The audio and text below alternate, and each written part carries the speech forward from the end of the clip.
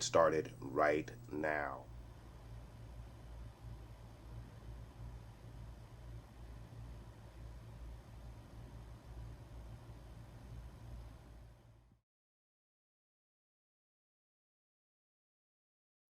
All right, you guys. So I want to welcome you back to another episode of X-Men 97.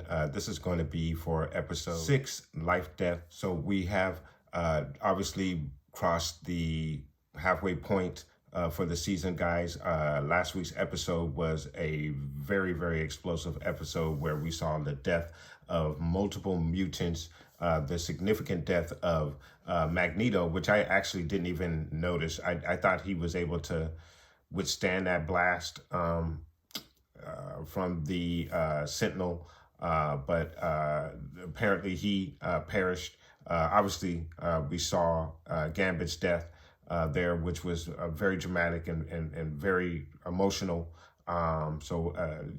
Just a really great episode. But then as we saw several other mutants that were taken down. Banshee also ended up perishing in this last episode. Another death that I actually missed was the death of Madeline Pryor. She also perished in this incident as well. So there were, again, multiple deaths by many mutants in that last episode, guys, and it just made for a very, very dramatic kind of mid-season finale episode for this particular series, and I really enjoyed it immensely.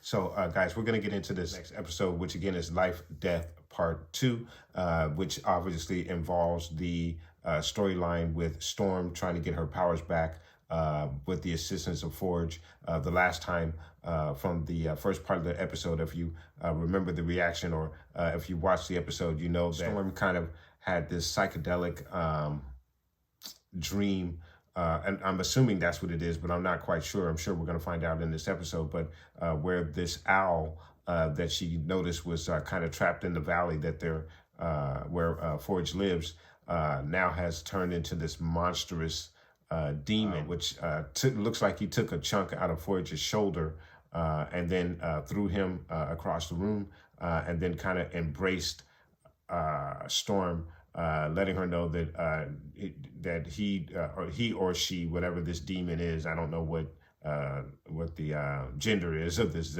demon, but this demon is feeding off of her fears with everything that she's going through, and as the demon mentioned, it was not going to waste its meal. And then that's where the episode ended. So we're going to pick up, I'm assuming, from that particular portion of that episode, guys. So let's go ahead and get into this episode of Life Death, which is episode 6 of X-Men 97, guys. Let's get into this episode.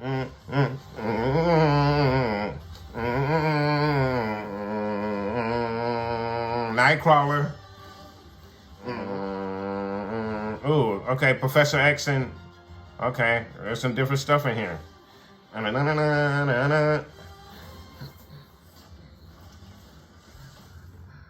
X-Men 97. Life Death. Is that the Watcher again? I think in the last episode, and I missed it, the Watcher was checking out the events of what was going on. I think the Watcher was right there as well. I have no clue what this is. Oh, wow. All right. Damn. Not what I expected for the beginning of this episode. Damn. Nice. Surrender. No, just perish. Wow. This pigeon shall not thwart the Creep. will of the supreme intelligence. Damn. Victory for the Imperial Guard. This freaking episode. Damn.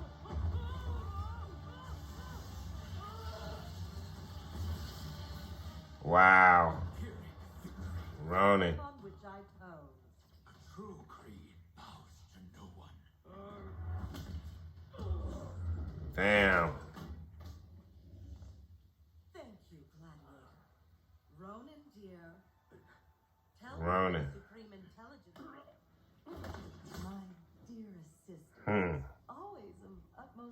priority.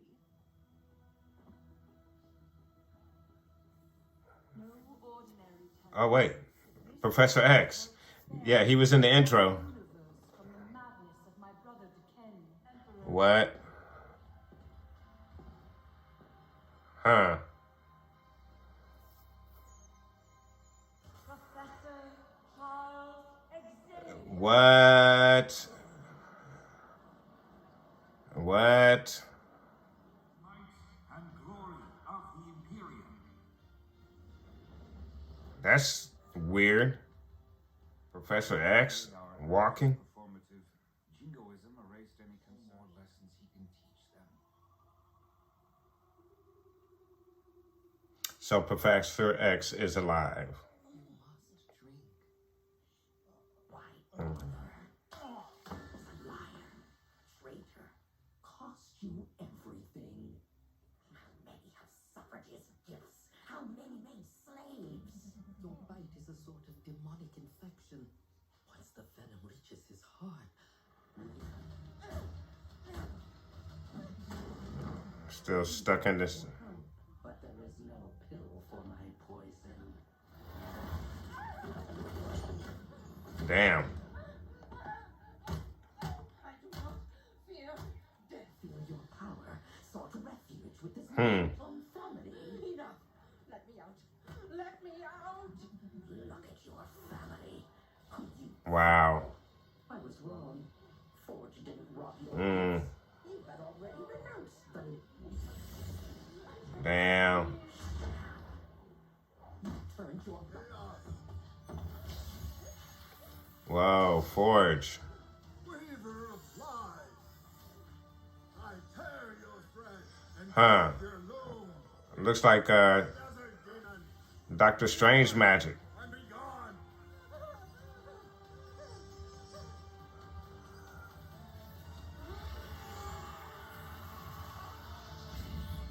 Forge. That was interesting. careful. Your shoulder. I'll give it to me straight. You need a better bedside face, Doc. So this is now it's a two-part story, but they're mixing the stories together, which is interesting. I have known you since you were but a hatchling and wish only for your happiness. But given our war with the Kree and how it's divided even we Shi'ar, is a royal wedding. Gladiator and his guard fill my ears with news of coming victory. A throne that is bound to more than the whims of your heart. A union with the Terran would bind the Shi'ar into alliance with his inferior homeworld. I respect you speaking the quiet part out loud, Death Bird. So let's speak. Xavier would see his Milky Way ghetto become our new throne world. Wow, Milky Way ghetto. My words. High Eyes, you must renounce Earth and erase all memory of your life there. Charles is a formidable psychic. His mind will not be easily scrubbed. Luckily, we Shi'ar bow to a ruler of equal psychic power. Charles Xavier must purge all memories of Earth, and you, dear sister, must be the one to do it. Hmm. Forgive me. I do so love to think. Do you love me, Charles? A silly question. Even you know Deathbird's challenge goes too far. On Earth, you fought tirelessly to be tolerated and were nearly killed for it. Why remember? Why not let go? Start anew. If you refuse, they won't let us be together. Not unless I forfeit my throne, which is exactly Deathbird's design. Imagine the chaos that my sister would unleash across the galaxy as ruler. It would rival that of my mad brother. Hmm. You saved my life. Gave me a home, a new future. Your devotion is beyond measure. Perhaps it is time to show you mine. There, that's it. Snow Snake Tower. The cactus grows in darkness. Where? That's why I came. I know how feel not tight spaces.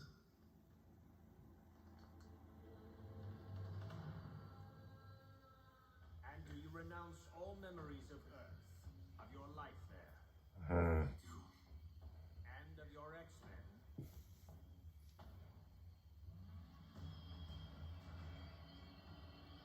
Xavier, do you renounce your X-Men? See? He hesitates. What you ask of him is no small burden. He seeks to ally us with Earth. My God, you are dramatic. Gladiator, arrest this treacherous vulture, and any who dare to stand with her. Whoa. Damn. My Shara! Uh-oh.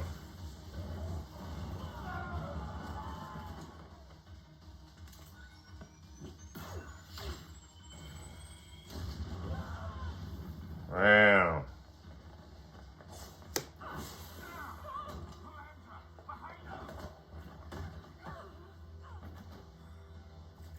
I have forgotten my greatest gift. Here, class is now in session.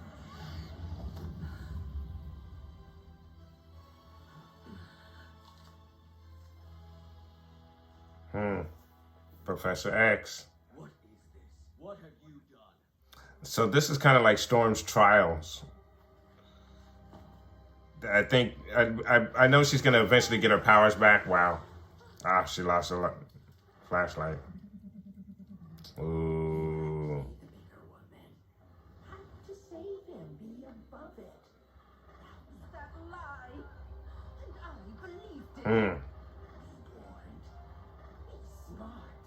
Believe the lie. Deny your power. Play dead, or humanity will thunder down upon you and your kind. She's getting her power back. Thunder, for I am lightning. Nice.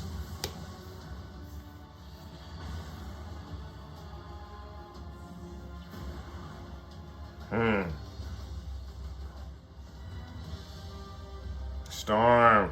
Oh. Oh.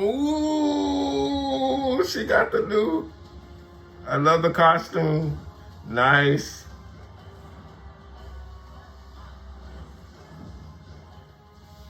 Nice. She forget about Forge?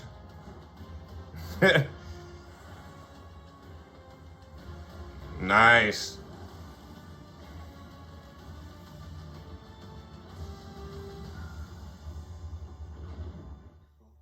Oh wow, look at her hair. What are demons but reflections of What? our fame?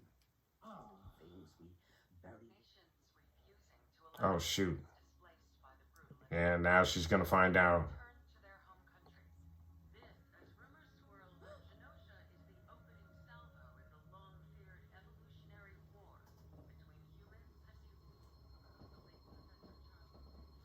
Let's Hmm. heavens, no! Hmm. Oh man. Wow. Wow. No! We were dancing, drinking wine, making love! Oh, my children of the atom, destroyed! Wow. Our star-crossed affair, so be it. I will not abandon my kind. It is time I return to my X-Men. Professor X is back. Oh, okay. Tracks. Ooh. Sinister. Is that Sinister? Kill me, please. What happened in Genosha? Yeah, Sinister. Why, Genosha was merely the beginning of a prologue, now past. You have nothing to fear, so long as you place your faith in Sinister. Sinister.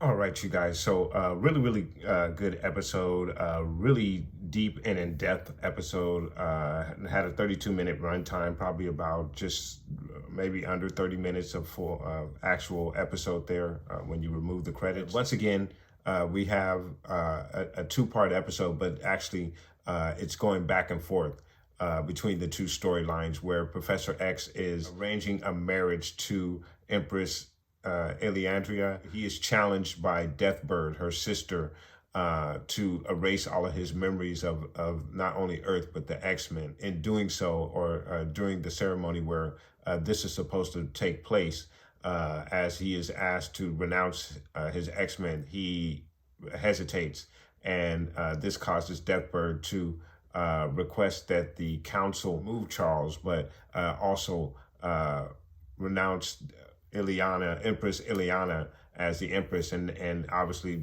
name her the new Empress. However, this creates a small little skirmish between Gladiator and Deathbird's minion, and in the process, Charles Xavier kind of does this little mind thing with everybody and kind of puts them in class and tries to teach them and what their culture has done to other cultures, and to try to stop this senseless back and forth fighting between the factions. However, in doing so, he realizes what's taking place on Earth, and we get this really dramatic look at Gambit, and he's basically kind of like a sentinel. Then he goes into the skeleton thing and does the blast and knocks Xavier out. And Xavier realizes that his children need him, his X-Men need him, and he needs to return to Earth, which means that he obviously is not going to get married to the Empress, and this may create some kind of issue between Deathbird and her sister Empress Eliandra. I really enjoyed that aspect of the story, and it's great to see Charles Xavier. We had to wait 6 episodes, but I kind of figured he would be coming back in some form or fashion. I thought they were going to actually wait till the end of the season, but we actually got him right after the midway point of the season. So it'll be interesting to see what happens once he gets back to Earth and has to deal with the fact that maybe his X-Men may be fractured because of what the abuse that they've had to take from the humans. And maybe this is the last straw. We saw in the previous episode where Scott kind of got a little fed up and lashed out at the reporter. Again, it'll be interesting to see how Charles is going to handle this, and also handle the death of his best friend, Magnus. Really great writing in this particular series. I'm really enjoying everything. Again, it was great to see Xavier, and not only that, but all the other characters that we got to see, Gladiator, and then of course that battle with the Kree as well was an interesting way to start the episode off. So because I thought we were going to just deal with the life-death aspect of the story, and I will get to that part of the story as well, but in just a bit. Again, I thought it was really good to mix this particular storyline in with the life-death storyline. So again, excellent job with putting these episodes together and the writing with these episodes, because it's really deep and in-depth content that we're getting out of this animated series, which I'm really enjoying. And then, of course, we go to the life-death storyline with Storm trying to get her powers back, and she's still dealing with the demon and fighting against the demon. And we get this really interesting look at Forge using what looks like Doctor Strange's magic, which is really interesting. We see the spinning fire and sparks and whatnot, and he is able to pull the demon into some type of dimension or pull him away from Storm. However, he is still ill. He's still sick. He still is suffering from the bite from this demon. But there is a special flower that holds a magical medicine that should be able to cure him. But it's quite a distance away. Him and Storm take a ride on the horse to try and go get this herb that would be able to heal him.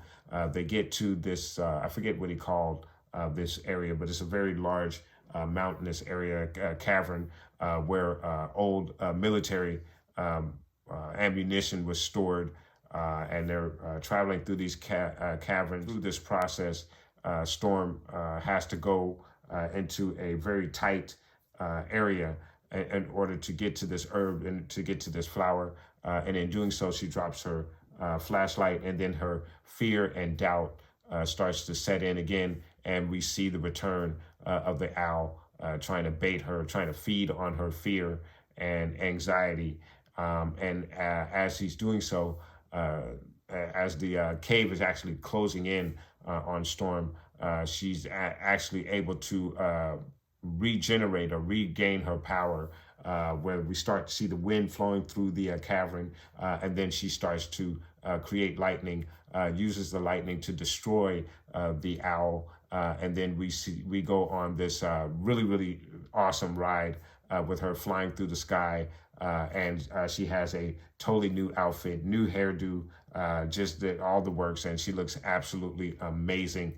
And of course, she is able to heal Forge with the medicine. And then obviously, during all this time, the everything that happened on Genosha has transpired.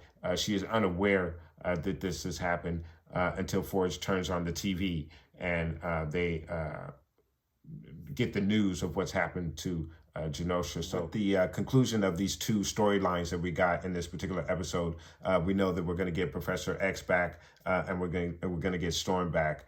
And in the middle of all of this chaos, with the mutants probably being fractured, as I mentioned, torn between how they should handle the treatment from the humans and whether they should save humanity or fight against humanity, it's going to be really interesting. And a deep aspect that I know this particular series is going to deal with throughout the remaining episodes of this particular series. So again, I really enjoyed this episode, guys. I'm going to go ahead and score this episode, and I'm going to give this episode a 9.0 out of 10. I thought it was a great job with adding these two storylines together and intertwining the stories within each other. And then, of course, it was awesome to see Professor X walking around in that suit that allows his legs to move. And then, of course, for him to use his powers to sit everyone down and try to teach them. It was just awesome to have Professor X back and see the use of his power. And then, of course, the imagery that we got with Gambit and the realization that Charles gets from the events, being shown the events of Genosha, and realizing that his children, some of his children have died, and he needs to get back to Earth, was really dramatic and very vivid imagery that we got right there with Charles getting that realization. And then, of course, going back to Storm and Forge, again, I thought it was absolutely amazing. Her costume was absolutely amazing. The fact that she got her powers back, and she has the long blonde hair now, is just absolutely awesome. She went from the mohawk to this is very long blonde hair in her transition. So great episode. Again, I really enjoyed it a lot, guys, and that's why I scored it a 9.0 out of 10, guys. Let me know what your thoughts are in regards to this episode. Did you enjoy this episode as much as I did? And what do you think is going to happen once Xavier gets back and his children realize that I don't know if they believe that he's dead, but we do know in the beginning of the first episode, there was a death certificate that was provided for Charles Xavier. So again, it'll be interesting to see what the rest of the team thinks of the return of Charles Xavier, which I'm sure we'll get in episode 7 next week, guys. So again, let me know what those thoughts are. Put those comments down below. And then, of course, guys, please do catch me again next week, episode of X-Men, episode 7. Of course, guys, I want to thank you so much for watching. And please do, again, catch me next week for our next episode of X-Men 97. Thank you so much for watching.